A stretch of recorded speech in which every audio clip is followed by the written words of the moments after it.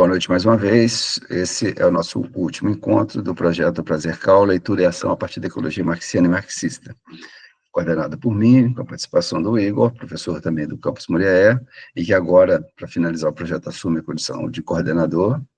Temos na equipe, então, a Sara Josué, da equipe que trabalha no CICE, que é a coordenação de extensão, bolsistas, o Gabriel, que está aqui com a gente, e o Jefferson, que é o bolsista externo, que cuida da edição dos vídeos também, e o Gabriel, que produz conteúdos junto ao projeto, além de acompanhar, né, toda a dinâmica do curso. Hoje, então, como eu disse, é o nosso último encontro, Urgência e Ação Política, Lutas Articuladas. Começamos agora, né, e hoje talvez seja, a gente vai dar uma acelerada, porque temos até um número menor, mas eu gostaria de ver se a gente conseguiria uma participação de vocês, a partir das indagações, das dúvidas e tudo mais que vocês trouxerem para a gente. Então, vou procurar acelerar aqui na exposição, tá certo? Então, eu vou começar chamando a atenção da terceira tese sobre Feuerbach, escrita pelo Marx, né? Isso aí está no livro Ideologia Alemã, escrito pelo Marx e pelo Engels, mas tem um apêndice que é justamente as chamadas as teses sobre o Adolf Feuerbach. Então, o Marx está desenvolvendo toda uma crítica ao período em que ele, os seguidores ao hegelianismo de esquerda, e o Feuerbach é um autor materialista que influencia o pensamento marxista, e marxiano especialmente, como materialista, então, porém, ele é superado pelo Marx. O Marx vai além disso. O Feuerbach tem um certo mecanicismo nas suas formulações, para simplificar de uma maneira, né, muito sintética, mas o Marx vai fazer com que esse materialismo seja trabalhado ou entendido a partir de um viés dialético. Então, o Marx incorpora o idealismo objetivo de Hegel, mas sem, contudo, abandonar de vez o materialismo do Feuerbach, porém superando-o. E superar aí é justamente naquele sentido que eu já mencionei logo nos nossos primeiros encontros. É justamente incorporar e, ao mesmo tempo, né, negar no sentido de transformar aquele conhecimento absorvido. E aí, a tese 3, ou seja, a terceira tese, a de Feuerbach, tem essa redação aí. Então, a doutrina materialista sobre a modificação das circunstâncias e da educação esquece que as circunstâncias são modificadas pelos homens e que o próprio educador tem que ser educado. Ela tem, por isso, de dividir a sociedade em duas partes, a primeira das quais está colocada acima da sociedade. A coincidência entre a alteração das circunstâncias e a atividade ou automodificação humanas só pode ser apreendida e racionalmente entendida como prática revolucionária. Então, o que esse trecho aí, por que eu começo com ele, essa nossa conversa hoje? Primeiro, a gente tem um contexto de urgência. O colapso ambiental, o colapso climático está em curso com uma gravidade absoluta, com uma urgência absoluta, e, contudo, nós não conseguimos ver nesse nosso horizonte próximo, presente próximo, alternativas efetivas de transformação dessa realidade. E, normalmente, a gente se depara com aquela situação. Tá bom, as condições são necessárias, o contexto demonstra a urgência da transformação, porém, não encontramos condições nem objetivas, ou muito menos subjetivas, para transformar essa realidade. Um meio político mais cotidiano, costuma a gente dizer da expressão relacionada à correlação de forças. A correlação de forças é desfavorável, daí que a gente tenha que reduzir os nossos horizontes de ação, daí que a gente tenha que se limitar a fazer o que é possível, a compreensão da política como a arte do possível. Mas essa situação, essa citação específica da tese 3, está chamando a atenção, que a doutrina materialista diz que os homens estão, sim, submetidos a determinadas situações, determinadas circunstâncias. Porém, essas circunstâncias também são modificadas pelos próprios homens, daí que eu grifei esse pedacinho aí, tá? Então, Marx continua dizendo que, né, no processo de educação, e esse processo de educação é entendido de uma maneira bastante ampla, enquanto conscientização política, enquanto elaboração de um processo político-pedagógico, o educador tem que ser educado, mas quer dizer justamente nesse sentido de que circunstâncias e circunstanciados, ou seja, sujeitos e a objetividade a que estão emaranhados, se modificam o tempo todo. É uma realidade dinâmica. Então, aquilo que a gente hoje considera como um empecilho, como um obstáculo, como uma conjuntura desfavorável, como uma correlação de forças desfavorável, pode sim, realmente ser avaliada dessa forma. Mas o que estamos fazendo para transformar essas condições desfavoráveis, essas circunstâncias desfavoráveis, em condições e circunstâncias favoráveis? Esse é o questionamento que esse trecho nos permite. E qual o sentido, demorando um pouquinho mais nessa tela, e qual o sentido dessa transformação, ou melhor dizendo, qual o objetivo que devemos atingir, onde é que queremos alcançar com essa lógica de transformações, de alteração das circunstâncias? Logicamente, como uma prática revolucionária. Então, a mudança de circunstâncias, conforme essa citação aqui, e a minha compreensão, e a gente pode debater sobre isso, é que essas circunstâncias, ainda que desfavoráveis, precisam ser modificadas. E as suas modificações implicam não em simples avanços pontuais, reduzidos, mas em sim em uma prática revolucionária. Feita essa pequena introdução, adianto que no decorrer da exposição, essa colocação vai ficar mais clara, tenho certeza disso. E resgatando Marx, e aí adianto para vocês, que o que a gente vai fazer aqui vai ser justamente um exercício de analogia. O Marx não está falando nada de questão ambiental aqui. Eu estou tratando aqui, nesse trecho aqui, de uma parte específica, um capítulo específico do livro Capital do Marx. Está aqui uma versãozinha, a minha edição meio de batalha, coitadinha, né? Está meio sofrida, tá? E tem o capítulo 8, que é o capítulo sobre a jornada de trabalho, de onde foram retiradas essas citações aqui, tá? A primeira delas, a gente já usou em algum momento, é justamente o impulso do capital em se autovalorizar. O capital como produção de mais valor. O mais valor como uma forma específica de exploração na sociedade capitalista. Então, nessa sua dinâmica, o capital objetiva absorver cada vez mais trabalho, explorar cada vez mais o trabalhador. O trabalhador enquanto trabalho vivo, tendo submetido a sua exploração no uso dos meios de produção. Então, Marx chama a atenção de que o capital representa um trabalho morto que, como um vampiro, vai sugando esse trabalho vivo produtor de valor. E durante a sua vida, o trabalhador vai sendo sugado, aquele tempo de trabalho comprado pelo capitalista, que acaba sendo, por um lado, disponibilizado para o capital para criar um novo valor, e, por outro lado, fica sendo furtado desse mesmo trabalhador pelo capitalista. Então, essa dinâmica que a gente já mencionou no nosso primeiro encontro é um outro elemento que a gente precisa ter como base para a analogia que eu vou desenvolver na sequência, ou seja, o capital como trabalho morto, como o vampiro que deve necessariamente sugar trabalho vivo, sugar força de trabalho, produção de trabalho abstrato, na forma valor.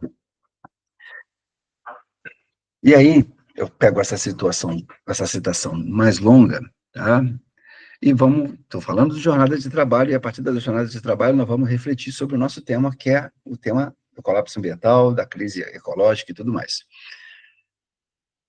Então, a produção, né, de mercadorias, ou a jornada de trabalho, ela vai ter algumas limitações no próprio corpo do trabalhador.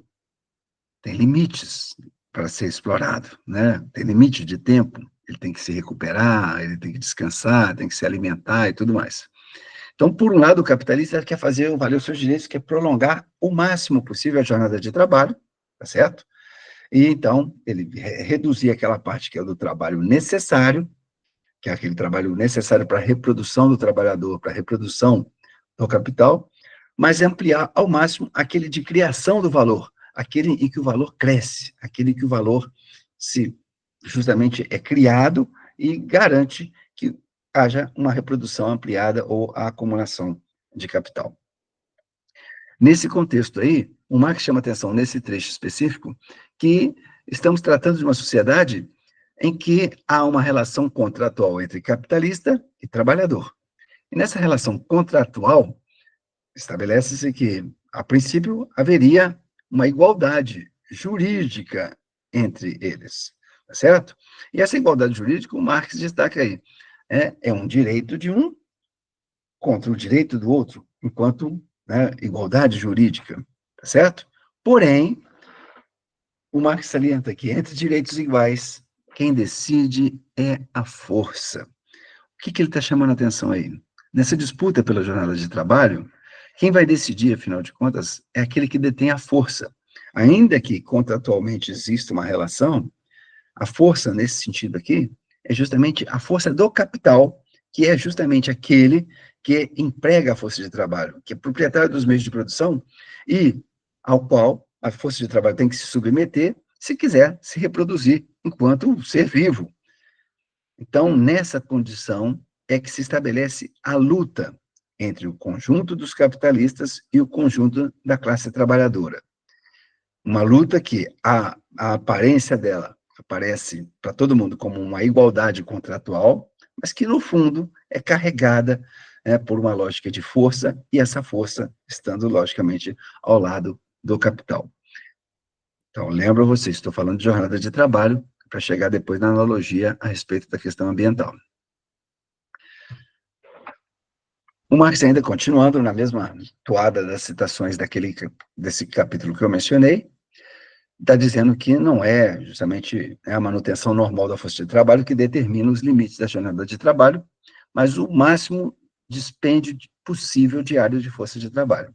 Isso aí, independente do trabalho ser insalubre, compulsório, a lógica é justamente essa. O capital não vai se importar com a duração da vida da força de trabalho, mas justamente a sua capacidade de sugar cada vez mais esse trabalho vivo que está sendo empregado pelo capital enquanto força de trabalho, enquanto capital variável. Essa força de trabalho colocada em movimento em uma determinada jornada de trabalho. Como é que ele faz isso? Encurta a duração do trabalho necessário para ampliar justamente aquele trabalho produtor de valor. O Marx faz um paralelo aí com um agricultor ganancioso que obtém a maior produtividade da terra, roubando dela a sua fertilidade. Certo?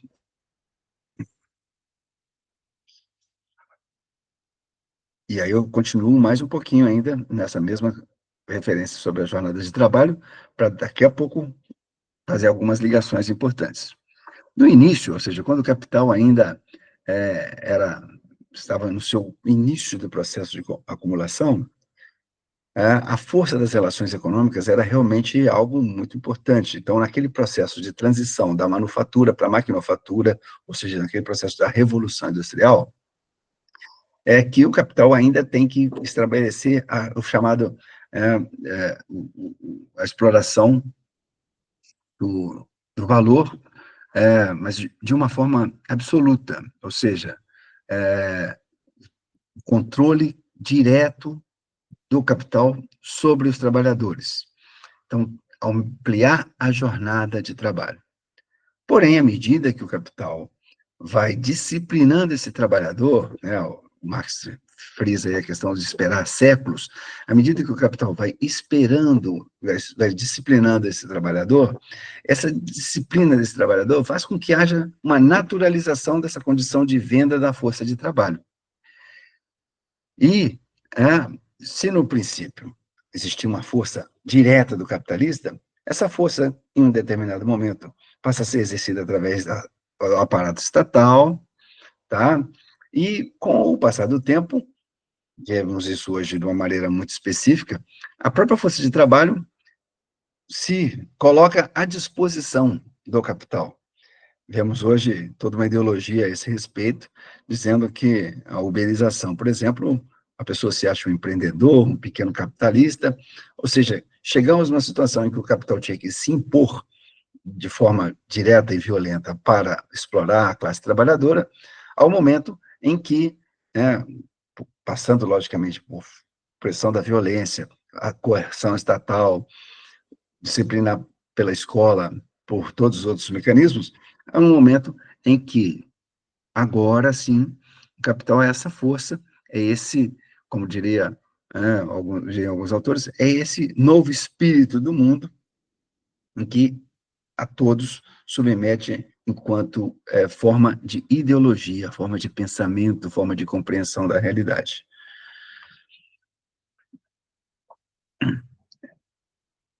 E aí o Marx vai detalhar nesse trecho aí, algumas formas dessa luta ao longo do tempo. Então ele vai falar, né, que como o trabalhador está sob essa pressão, essa luta entre classe trabalhadora de um lado e classe capitalista do outro, há toda uma luta nessa indústria moderna, em que está iniciando na Inglaterra, e começa lá, desde o movimento cartista, que a gente não precisa detalhar agora, o trade unismo, chegando finalmente na formação dos sindicatos.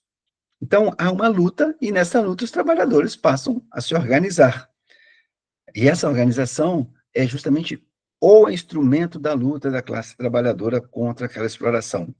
E lembramos a vocês, estamos falando de uma luta que está relacionada justamente à jornada de trabalho, ao tempo de trabalho, tá bom? Vamos lá. A partir daqui, né, a gente vai verificar que essa luta dos trabalhadores, ela tem alguns limites. Ela hoje ganha uma dimensão muito mais ampla, e essa dimensão mais ampla está relacionada justamente ao convencimento, à força da coerção que era exercida, deixa de ser tão necessária e hoje ganha a dimensão do convencimento da classe trabalhadora. Os trabalhadores hoje se disponibilizam muito mais a serem disciplinados pelo capital. Logicamente, há resistências, há lutas e tudo mais, mas há uma dinâmica que essa submissão é vista hoje quase como naturalmente. Mas o finalzinho, né, dessa citação aí, está chamando a atenção que esses trabalhadores estão desafiando a teoria do capital. Mas em que sentido? Qual o limite para isso? E aí, então, eu trago a primeira provocação que eu gostaria de fazer para vocês. Há um limite dessa luta pela jornada de trabalho? Mencionei agora várias situações em que está claro, tá? A partir não só do Marx, eu podia citar o nosso cotidiano, em que há uma luta, sim, no entorno da jornada de trabalho. Uma recente discussão recentíssima, a ordem do dia é, afinal de contas, o fim da jornada 6x1, tá certo? Então, está aqui, reformas da Previdência, jornada de trabalho, tudo isso aqui se relacionando com uma luta que acontece dentro da lógica do próprio capital. E aí a primeira provocação é: qual o limite dessa luta pela jornada de trabalho dentro de uma sociedade capitalista? A gente pode, se o movimento se organizar e realmente a pressão política prevalecer, podemos reduzir a jornada de trabalho, certo? De 6x1, passar para 5x2. Poderíamos passar para quanto? Até quando o capital toleraria essa redução da jornada de trabalho? Uma escala 4x3? Então, o que eu quero chamar a atenção, e essa é a provocação, que a gente reflita nesse momento agora. Qual é, né, o limite para o capital tolerar uma redução da jornada de trabalho? E aí eu já respondo, ou pelo menos esboço uma primeira resposta. Esse limite é justamente a taxa de lucro, a possibilidade de exploração que o capital exerce sobre a classe trabalhadora. Se por um momento, uma situação dada qualquer, essa classe trabalhadora não puder mais ser explorada, ou não for lucrativa essa jornada de trabalho, O capital simplesmente tem esse limite absoluto. Daqui não passamos. Tá certo? E qual a tendência do capital? Logicamente, estender, ampliar ao máximo a jornada de trabalho, explorar ao máximo os seus trabalhadores. Já vimos, os trabalhadores forçam em outra direção. Mas aí a questão que fica é, tendo em vista que, por maiores que sejam as conquistas da classe trabalhadora, no final das contas, o que determina esses limites entre até onde podemos chegar com essa jornada de trabalho é justamente a lucratividade do capital.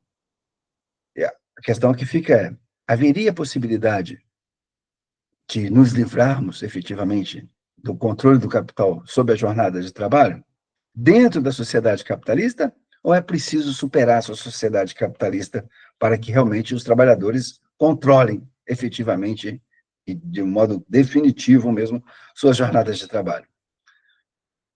Então, juntando com aquela indagação lá do início, aquela citação, melhor dizendo, lá do início, aquela citação mencionava justamente nesse processo de mudar as circunstâncias, é um processo que precisa ser uma prática revolucionária. Então, aqui nesse caso da jornada de trabalho, eu estou chamando a atenção que a jornada de trabalho, ela pode ser modificada até um certo ponto, desde que haja manutenção da relação de assalariamento, seja ela por meio de uberização ou de salário fixo, de forma que for, mas desde que essa relação de assalariamento permita lucro ao capital. Fora isso, ou seja, né, só mesmo uma prática revolucionária para abolir essa relação e, consequentemente, abolir o próprio capitalismo. E qual a analogia que nós temos que fazer? Até quando, ou qual o limite para que o capital concorde em não destruir a natureza? Existe uma condição dessas? Existe uma possibilidade de um capitalismo verde? E eu estou partindo da jornada de trabalho para dizer justamente até que ponto o capital estaria disposto a não utilizar mais o ambiente, né, todas as formas que ele utiliza a natureza, para sua valorização, sem que ele deixasse de ser capital. Então, vamos lá, repetindo a analogia. Da mesma forma que há um limite dentro do capitalismo para a luta pela redução da jornada de trabalho, analogamente, há um limite para o respeito à natureza pelo capital, mesmo diante de uma crise ambiental, do colapso ambiental. Essa indagação eu fazia, e volto a fazer quando for necessário, junto aos movimentos sociais que eu acompanhei, até mesmo no Instituto Federal Sudeste, no Campus Murié, na nossa luta contra o avanço da mineração no entorno do Parque Estadual da Serra do Brigadeiro. Conquistamos algumas vitórias, sim, mas eram vitórias que a gente tinha que virar e dizer, até quando? Até quando o capital vai aceitar essa derrota parcial que teve para aquelas comunidades no entorno da Serra do Brigadeiro, para que aquele território não fosse minerado? Diante do avanço do capital, da necessidade de valorização, será que, em algum determinado momento, não haveria um aumento de todas as pressões para que aqueles espaços fossem efetivamente utilizados ou entrassem na lógica da valorização do capital? Então, essa indagação que eu trouxe a respeito da jornada de trabalho, qual o limite dela dentro do capitalismo, qual o limite que os trabalhadores conseguem de conquistas no contexto do capital, e aí a pergunta que eu faço é, qual o limite de realmente proteção da natureza, convivência coevolutiva com a natureza, que é possível que o capital tolere? Ou tolera algum, ou não tolera nenhum? Então, é mais como uma provocação, e que eu gostaria de que vocês me ajudassem a responder na sequência após a minha apresentação aqui, tá bom? A partir de agora, então, eu deixo um pouquinho de lado o Marx e vou para a indicação bibliográfica do nosso encontro, que é o livro do Eduardo Sabarreto, que é esse aqui, Ecologia Marxista para Pessoas Sem Tempo. Tá? Então, aqui já estamos diante de uma situação que é preciso construir uma política ecológica, certo? E aí voltamos a fazer algumas referências àquela colocação que eu fiz lá. Como mudar essas circunstâncias? Sabemos que estamos diante de uma circunstância em que é necessária a ação, uma ação contra a destruição ambiental e que, na nossa compreensão até aqui desenvolvida, é também uma ação contra o capital, tá certo? Então, é preciso agir. Mas como é que a gente faz para formar essa força de ação? Como tornar essa força de ação homogênea, compacta e consciente de si? Então, eu pego essa citação que o Eduardo Sabarreto faz de uma obra do Gramsci, do Caderno do Cárceres, número 3, e o Gramsci está justamente fazendo essa indagação. O elemento decisivo de cada situação é a força permanentemente organizada e há muito tempo preparada, que se pode fazer avançar quando se julga que uma situação é favorável. Isso é favorável na medida em que essa força exista e seja dotada de ardor combativo. Então, por isso, a tarefa essencial consiste em dedicar-se de modo sistemático e paciente a formar essa força e desenvolvê-la, torná-la cada vez mais homogênea, compacta e consciente de si. É uma forma um pouco diferente de dizer algo que está lá no início da nossa conversa de hoje. Ou seja, existem circunstâncias, e essas circunstâncias podem não ser lá tão favoráveis, porém, como é que a gente transforma essas condições em situações ou circunstâncias em situações favoráveis? Da noite para o dia? Certamente que não. Então é preciso o quê? Um trabalho longo, organizado, dedicado, disciplinado para formar essa força. Uma força que aí sim, ela, atuando nesse contexto, se torna uma circunstância favorável. Então, o nosso desafio é que, certamente, diante da urgência do tempo que nós temos, é realmente grande, enorme o desafio de realizar essa tarefa que é urgente, mas, ao mesmo tempo, sabemos que não é uma tarefa que acontece da noite para o dia.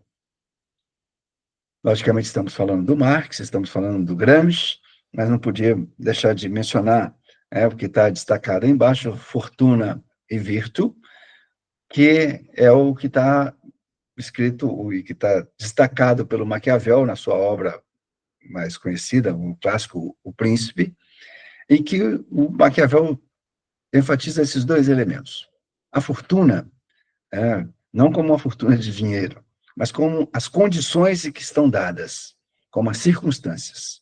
E a virtude, que é justamente a nossa capacidade, a capacidade do governante, no caso, Maquiavel está falando lá das circunstâncias, a fortuna, e da virtude. A virtude enquanto virtude, então, capacidade do governante realmente se aproveitar daquela condição para efetivar o seu poder.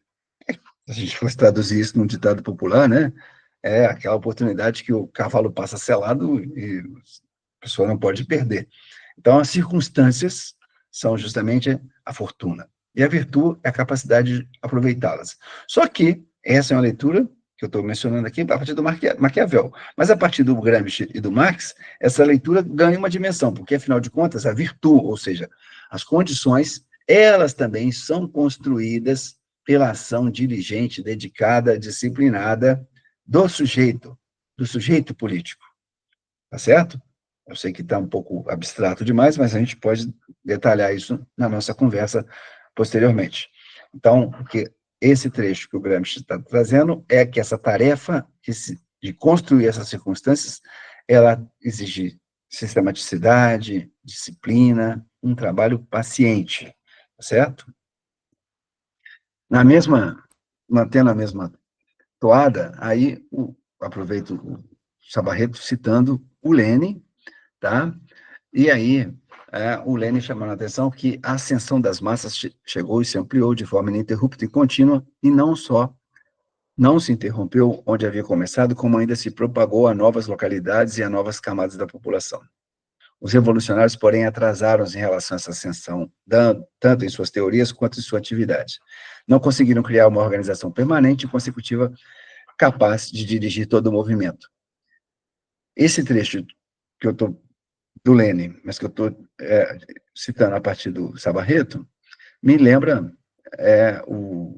me faz referência a um livro que acabei não conseguindo trazer para mostrar a vocês, que é um livro do Valério Arcari, as esquinas perigosas da história, e que ele está discutindo sobre o atraso da revolução.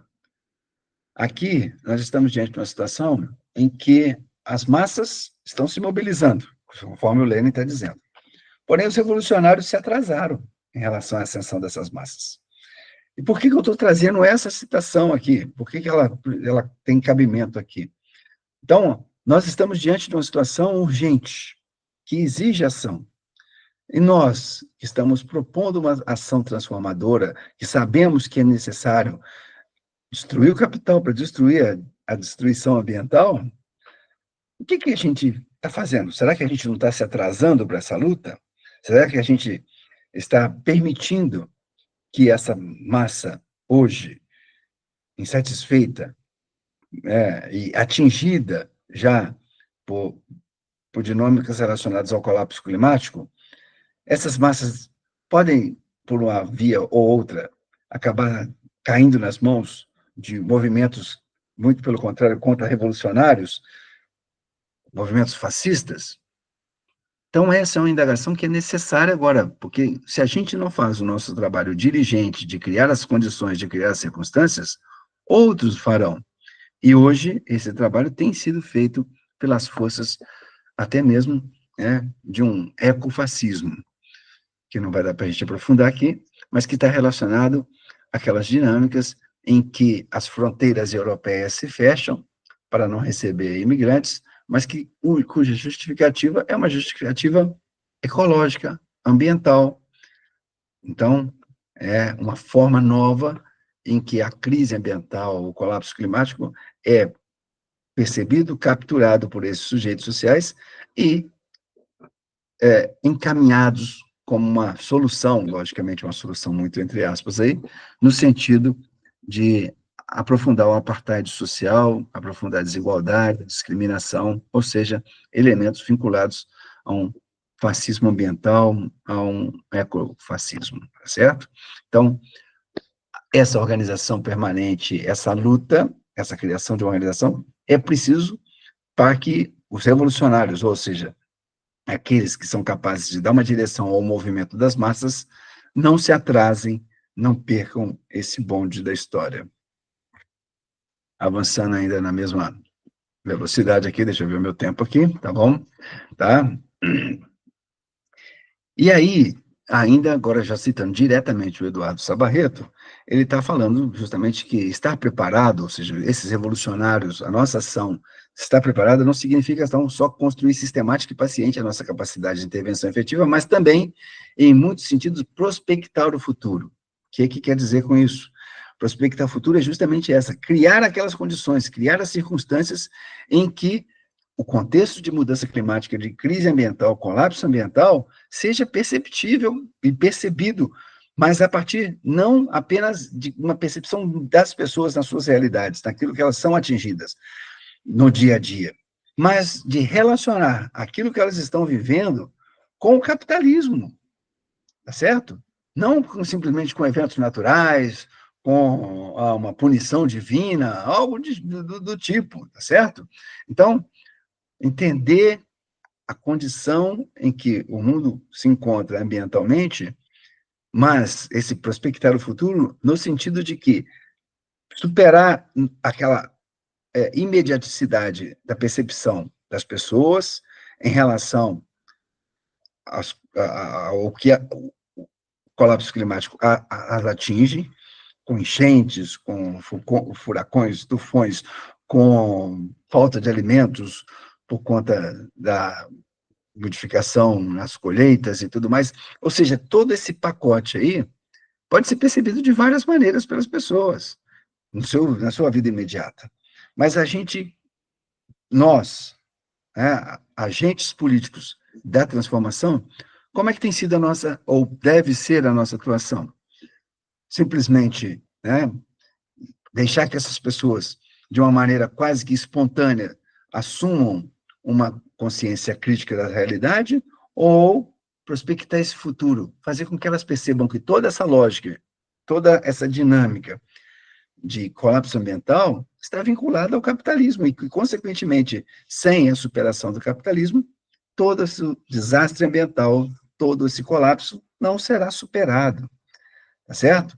Então, se nós fazemos isso, outros sujeitos sociais o farão, logicamente, né, em outra direção, para a manutenção do capitalismo, ou, como eu já mencionei, de formas com um fascismo ecológico, um ecofascismo, certo? E ainda, permanecendo na leitura indicada, tá? Aí, mais do que um jogo de palavras, conversão de uma crise dos sintomas em uma crise das causas. Então, o que ele está chamando a atenção com essa lógica e com essa expressão? Que a gente, né, ficar preso nos sintomas da crise, a gente, isso é perceptível, as pessoas vão perceber os sintomas da crise, do colapso climático e tudo mais, mas a gente tem que ir às causas, afinal de contas, ficar atuando, enxugando o gelo apenas nos sintomas, não vai bastar. É preciso, então, ir às causas. E qual é a causa? É a lógica do capital, a lógica expansiva do capital, que não tem limites. Da mesma forma que não tem limites para a exploração da força de trabalho, não haverá limites, não há limite para o capital na exploração do ambiente. E, por conta disso, enquanto houver a prevalência dessa lógica expansiva do capital, o ambiente vai estar sempre sendo destruído, sempre ameaçado ou destruído efetivamente.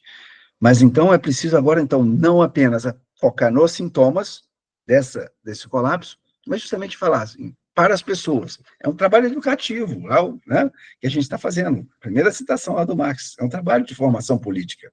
E essa formação política é deixar de focar nos sintomas e focar nas causas. É isso que a gente veio construindo também, né, enquanto dinâmica do nosso curso, passar a focar nas causas. Não fizemos, em momento nenhum, um grande inventário dos sintomas da crise ambiental. Em nenhum momento fizemos uma grande lista da crise da água, da crise das florestas, da desertificação. Não fizemos um inventário desse. Ficamos aonde? Foi o nosso interesse discutir as causas de todos esses sintomas, que é justamente a lógica expansiva do capital. Então, é nesse sentido que o trabalho pedagógico deve ser orientado, junto a quem? Não só nosso público, mas disseminado para outros espaços, disseminados juntos aos mais diferentes grupos sociais, especialmente aqueles que serão as principais vítimas do colapso ambiental. Avançando mais um pedacinho, tá? E dada essa urgência, eu destaquei também nessa citação do Sabarreto, que não pode haver uma procrastinação de qualquer tipo, certo? É preciso, apesar de toda a paciência histórica que devemos ter num processo pedagógico popular, é preciso não procrastinar, é preciso acelerar o que for, né, capaz de ser acelerado, porque, afinal de contas, é um momento de urgência. Então, o Sabarreto está fazendo uma referência ao Malm, que é um teórico leninista, tá? E que o gradualismo a era do gradualismo, né, não faz sentido, porque não há mudanças graduais mais possíveis. A lógica destrutiva já alcançou patamares de não retorno, em que a ação urgente é mais do que necessária e é para ontem. E aí, avançamos na política ecológica, nessa discussão sobre esse elemento de debate sobre política ecológica, e aí entramos na questão do Estado, né, do poder político. Então, o Estado, e aí a referência é o Malm, uma leitura leniniana, ou seja, do Lenin, tá? Em que certamente que não basta apenas vitórias eleitorais ou a ascensão da esquerda reformista ou coisa do tipo. Afinal de contas, aí a gente volta para aquela situação. Por mais que uma esquerda reformista eleitoralmente chegue ao poder, e isso nos encha de alguma forma de esperança, tá? No final das contas, ainda essa esquerda reformista vai estar submetida àquela mesma condição que eu mencionei lá no início. Qual o limite para o capital não expandir ou não ampliar a jornada de trabalho? Esse limite, né, ou dito de outra forma, qual o limite que o capital tolera a redução da jornada de trabalho? logicamente, aquele que não interfira na sua lucratividade, na sua valorização do valor. É a mesma coisa. Qual o limite que o capital toleraria de respeito às condições ambientais? Aqueles que não esbarram na valorização. Lembro a vocês, gente, que há elementos específicos e contraditórios em curso aqui, porque o capital, nesse sua dinâmica de valorização, vai escolher, não com base, como a gente já disse anteriormente, apenas na eficiência energética, mas sim e fundamentalmente nos elementos da economia, mais do que da ecologia. Na medida em que os elementos da ecologia se tornam realmente um limite ao capital, eles são, sim, incorporados à lógica do capital, no sentido de serem mercantilizados. E isso aí é que tem que ficar claro, tá certo? Então, da mesma maneira que há um limite para que o capital tolere, aceite a redução das jornadas de trabalho, há um limite, e que é discutido em detalhes nesse próprio livro que eu indiquei como base bibliográfica, pelo Sabarreto, no sentido em que o capital vai tolerar, né, uma maior, um respeito aos ambientes. Esse limite é o quê? A sua lucratividade. E ainda que haja respeito a esses limites, logicamente, quando o capital deixa de gastar em certas dinâmicas, né, conforme a gente mencionou no último encontro, ele economiza recursos naturais em uma determinada área, e isso tem impactos positivos em termos ambientais. Por outro lado, aquilo que ele economizou não pode ficar simplesmente parado, porque, afinal de contas, é capital. Tem que ser investido em outra área.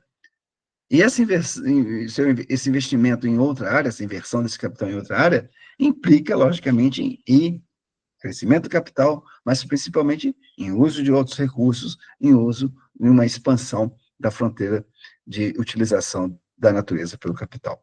Podemos voltar a isso depois. E aí tem uma citação gigantesca que é do Lenin, retirada já desse livro, que está em uma edição nova aqui, não faço propaganda porque não estou sendo remunerado não, mas é da Usina Editorial, Esquerdismo, Doença Infantil do Comunismo. Porque há um risco de, em toda essa discussão ambiental, nós começarmos a adotar uma política que o Lenin, nesse livro aqui, está criticando como esquerdismo.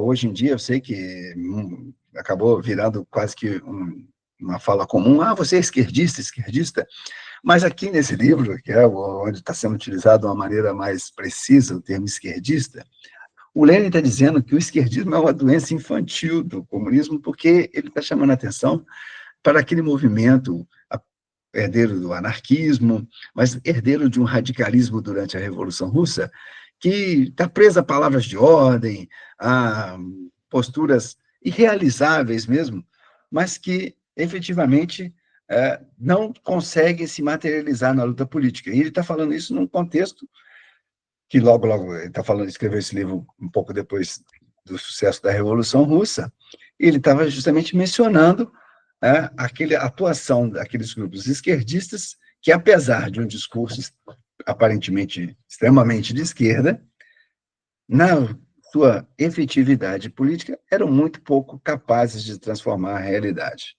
Então, aí, me permitam gastar um tempo de leitura dessa citação, que ele está perguntando sobre a disciplina do Partido Revolucionário do Proletariado, como é que ela é fortalecida, testada e tudo mais.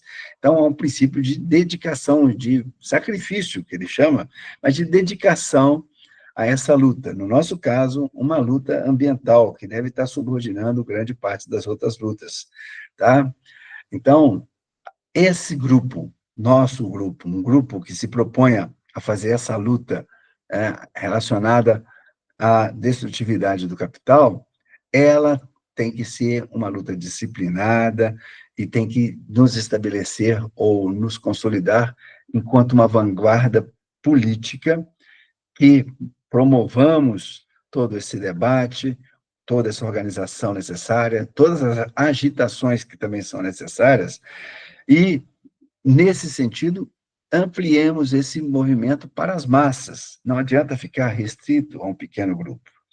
Não adianta ficar cheio de palavras de ordem extremamente radicais, vamos acabar com o capital, porque o capital destrói a natureza, mas, no fundo, não estarmos efetivamente inseridos em lutas concretas que se oponham a essa dinâmica destrutiva do capital.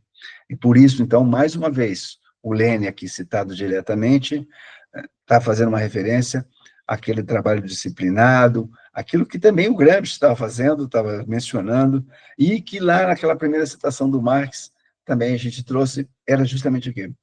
Esse movimento de massas é construído, né, justamente junto às massas, não que a gente esteja levando algo como iluminados a essas massas, mas justamente que, na medida em que são as classes trabalhadoras aquelas que vão sentir de uma forma mais intensa e mais impactante o colapso ambiental, também é essa classe que pode e deve desenvolver uma consciência crítica sobre esses sintomas que ela vai estar experimentando. E essa consciência crítica é entender que a causa de todos aqueles sintomas que ela está enfrentando relacionados ao colapso climático é a lógica do capital, é a lógica expansiva do capital. É essa, né, a perspectiva de luta e de trabalho educativo que a gente tem para discutir, para desenvolver mais exatamente. Tá certo? E aí a gente volta para usar um termo que está lá destacado em cima nessa página, que é hegemonia ético-política e econômica. Eu participei já, né, ao longo né, da minha vida de vários momentos de discussão política e de organização política, logicamente vinculado aos setores mais populares, e o que eu via nos últimos tempos era justamente uma leitura que fazia um Paulo Freire, que eu chamo Paulo Freire desdentado, que é um Paulo Freire que não pode problematizar nada, e o que eu li do Paulo Freire, ele me ensina justamente a problematizar. E o problematizar enquanto trabalho de base, um trabalho educativo, é aquele que se coloca naquela condição assim, poxa vida, né, você está vivendo essa situação, você, nós, trabalhadores, né, é preciso problematizar. Você está percebendo isso? Como? A partir de onde? Qual que é a causa disso, efetivamente? E essa problematização é o elemento central que deve pautar nosso trabalho educativo. Então, esse é um elemento importante. Eu mencionei o Paulo Freire, mas menciono também o Gramsci. Uma certa leitura do Gramsci que se desenvolveu aqui no Brasil dizia que o Gramsci fazia, né, aquilo que a direita gosta de chamar de marxismo cultural, que é uma viagem tremenda, mas é que o Gramsci seria responsável pelo teórico da cultura. Mas se esquecem de ler o próprio Gramsci. E o Gramsci está dizendo o seguinte: a hegemonia política, o ético-política, ou seja, a direção política de uma sociedade estabelecida por uma classe, ela não existe apenas porque ela é ético-política, ela existe porque ela é também uma hegemonia econômica. Então, a classe economicamente hegemônica é aquela que vai estabelecer a sua hegemonia ético-política e que, com essa hegemonia ético-política, mantém a sua dominação econômica. Tá certo? Então, citando o Gramsci aí, então as classes dominantes não podem envolver, né, o que é essencial. A hegemonia ético-política não pode ser também deixar de ser econômica. Voltando à nossa discussão sobre jornada de trabalho e que é a nossa base para a discussão sobre a natureza. Ainda que houvesse, né, uma situação de força política capaz de colocar pautas de redução permanente das jornadas de trabalho, ou seja, uma hegemonia ético-política nesse sentido, ela esbarraria na hegemonia econômica, que é a hegemonia econômica da burguesia, do capital, que quer se manter enquanto capital e, nesse sentido, vai procurar não reduzir, mas ampliar a jornada de trabalho. No mesmo sentido, a hegemonia ético-política, ela sim é importante para ser construída enquanto enfrentamento do colapso climático. Como é que a gente constrói, junto às classes trabalhadoras, uma ética, uma política que faça com que elas percebam que realmente a causa do colapso climático, do colapso ambiental, é o capital. Mas ela só se torna força efetiva e capaz de deter, ou pelo menos reduzir de forma profunda os impactos do colapso ambiental, se ela se tornar uma hegemonia econômica. Não basta termos apenas ganharmos as consciências, é preciso ganharmos o quê? Termos o leme do Estado burguês. E esse Estado burguês, logicamente, à medida que os trabalhadores têm esse leme, deixa de ser um Estado burguês e se torna justamente um Estado proletário, um Estado dos trabalhadores.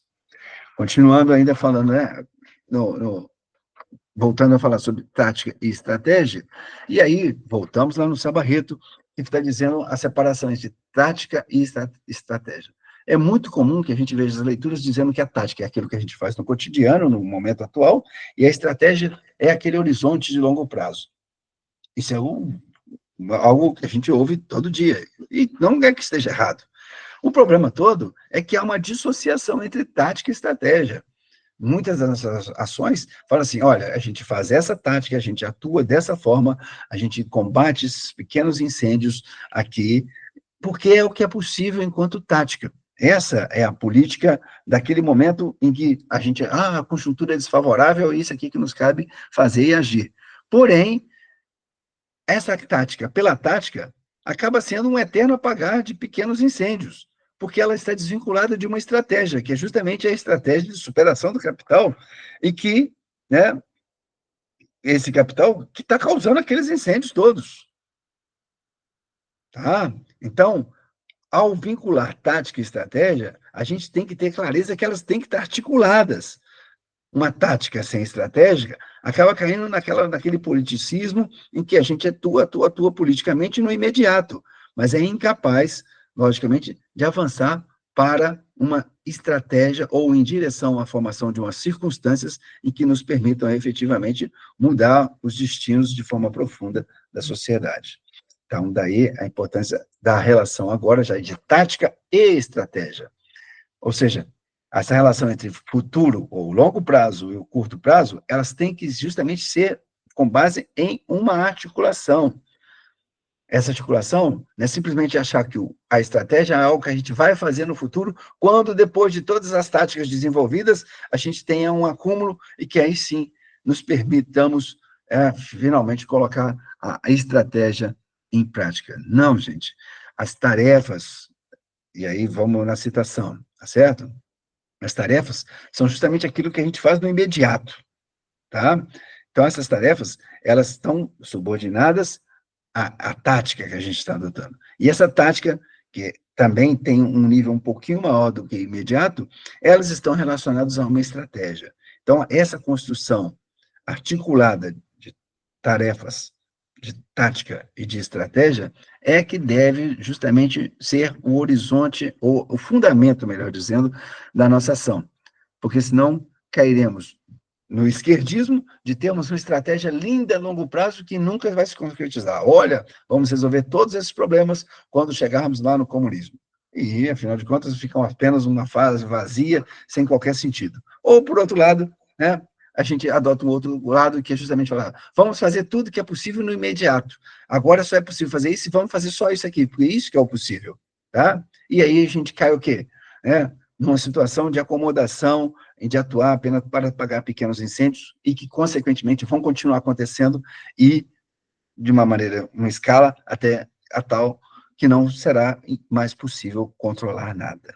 Então, foco mais uma vez, reforço mais uma vez essa articulação entre tática e estratégia, a vinculação entre ambas e, né, a não unilateralização em uma delas, focar apenas na estratégia ou apenas na tática. Isso é um erro político que, consequentemente, né, pode causar o nosso atraso enquanto revolucionários nessa situação de transformação social que a gente realmente almeja e entende como necessária para enfrentar e superar o colapso ambiental, tá certo? Mais um pedacinho ainda sobre tática e estratégia, tá certo? A questão que o Eduardo Salbarreta traz alguns problemas, que é não confundir o programa de transição com a própria transição. Tá? O que quer dizer isso? A gente ouve, e isso eu faço uma referência importante, a questão dos momentos de transição, e a gente tem uma discussão importante sobre transição na agroecologia, a chamada transição agroecológica. Tá? Mas imaginemos que essa transição agroecológica ficasse o tempo todo na transição, e nunca se efetivasse nada em estabelecimento de relações agroecológicas. Algo análogo vale para essa situação. Estarmos sempre em transição e sempre em acúmulo de forças e nunca, né, tensionarmos efetivamente que com essa transição o nosso objetivo é justamente superar aquela realidade que está dada. Então, a transição nessa forma que a gente está colocando aqui, ela não é algo que antecede a revolução. Vou chamar a atenção disso. Até hoje, em muitos espaços que eu já debati e que eu vivenciei, é, a transição é algo como se a gente fosse construindo sempre um acúmulo de forças para, sim, aí sim, chegarmos na revolução. O que a gente está colocando aqui a partir dessa leitura do Sabarreto é justamente que a revolução é que é a condição para a efetiva transição. Então, no caso da transição ambiental, que nós sabemos que deve ser efetivada, a gente tem duas posições. E fazendo pequenas transições, pequenas mudanças, achando que isso vai gerar um acúmulo que depois pode virar uma revolução, ou, por outro lado, a gente politicamente constrói aquelas circunstâncias que devemos construir, de mobilização, de luta, agitação, organização popular, e que vão mudando as circunstâncias, e assim desencadeamos uma revolução que implica na tomada do Estado, e essa revolução, sim, é que abre o espaço para a efetiva transição. E por que o Sabarreto está falando isso, e por que eu concordo com essa colocação? Porque, da mesma forma que a gente viu que tem limites para que o capital tolere a redução da jornada de trabalho, tem limites para que o capital tolere algumas mudanças em que o ambiente realmente limite, de alguma maneira, a lucratividade do capital, certo? Então, entre a jornada de trabalho e o lucro, ou entre a natureza e o lucro, o capital, no final das contas, vai ficar do lado do lucro. Então, é preciso realmente destruir o capital para que a gente consiga efetivar uma transição para uma sociedade em que haja relações de coevolução entre sociedade e natureza. Tá certo? Já caminhando para o nosso final aqui, tá? Ainda mantendo a leitura indicada, com o Sabarreto, tá?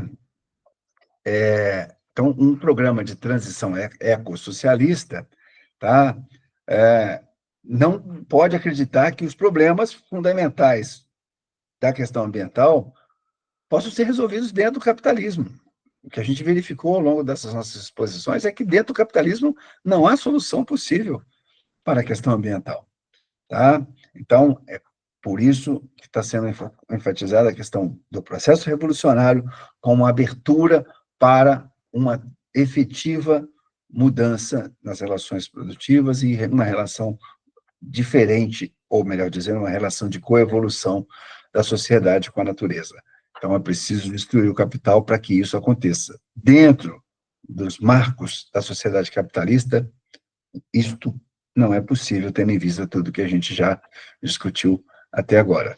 Então, é isso que ele está detalhando nessa citação que eu trouxe para vocês. Então, conceber a transição como um processo que antecede a revolução, ou conceber a transição como um processo tornado possível pela revolução. É essa segunda posição que ele está defendendo nessa citação, e é isso que nós estamos reforçando aqui.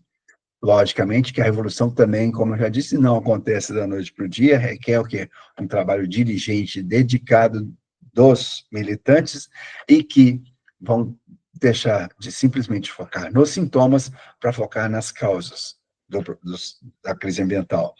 E, ao focar nas causas, vincular as crises cotidianas presentes e sentidas por cada uma das pessoas com a dinâmica do capital, que as causas, por causa do caráter necessariamente expansivo do capital. Então, é essa a lógica de tática e estratégia, de revolução e transição que deve fundamentar a nossa ação. E aí, é nesse sentido, sabendo de todas as transições que são necessárias e que elas só serão possíveis efetivamente numa sociedade pós-capitalista, que tenha superado o capitalismo, porque dentro do capitalismo não é possível fazer todas essas transições, então, a conclusão é que a revolução é o nosso programa mínimo. Ou seja, não é possível negociarmos algo que não tenha por horizonte estratégico a revolução. Lógico, claro está. Isso aqui não pode ser uma postura esquerdista, enquanto simplesmente uma declaração, algo declaratório. Logicamente, temos que fazer mediações políticas, temos que atuação, inclusive, no parlamento, nos movimentos que não são tão de esquerda, mas isso tudo é um trabalho de tática, que não pode estar desvinculado de uma estratégia, que é a estratégia revolucionária. Então, volto a falar da ênfase e da importância da leitura, especialmente desse livrinho do Lenin. Essa aqui é uma edição nova, eu tinha uma edição antiga, essa aqui é nova, recentemente lançada, e vale a pena discutir no sentido de que é preciso uma reflexão política importante, ou necessária mesmo, para este momento. E já chegando, então, nos nossos finalmente aí, tá? O Marx, numa citação lá do Capital, está mencionando que o desenvolvimento das forças produtivas, o desenvolvimento da lógica produtiva, amplia não só a produção, mas as necessidades. As necessidades são crescentes. Aquela necessidade inicial, ela é ampliada à medida que, pelo processo de trabalho, há um desenvolvimento das forças produtivas, tá? Mas acontece que, ainda com esse crescimento das forças produtivas e, consequentemente, com o crescimento das necessidades, esse acaba sendo, ainda assim, no finalzinho da citação, o que o Marx chama de reino da necessidade.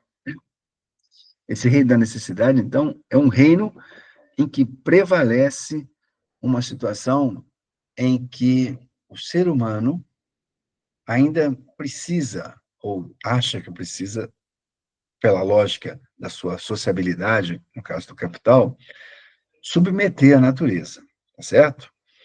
E, para isso, essa submissão da natureza, o ser humano, o capital, submete também outros seres humanos.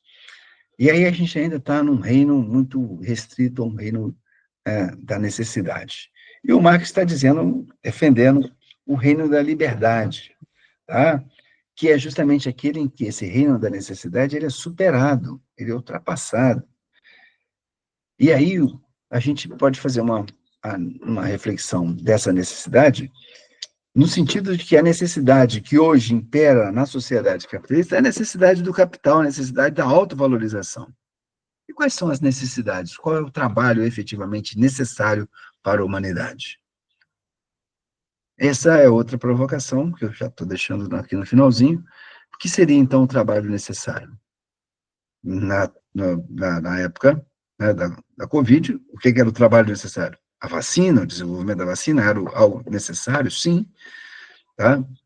E aí a gente tem que indagar com as necessidades.